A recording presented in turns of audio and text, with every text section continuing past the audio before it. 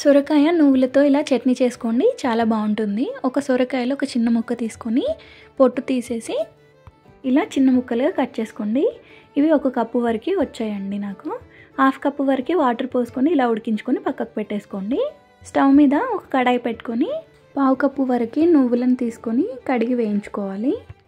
నువ్వులు బాగా వేయించుకున్న తర్వాత తీసి పక్కకు పెట్టేసుకోండి. ఇదే ప్యాన్లో 1 స్పూన్ వరకు ఆయిల్ వేసుకొని 5-6 పచ్చిమిర్చి వేసుకొని ఫ్రై చేసుకొని ఒక మిక్సీ జార్లో వేసుకోండి.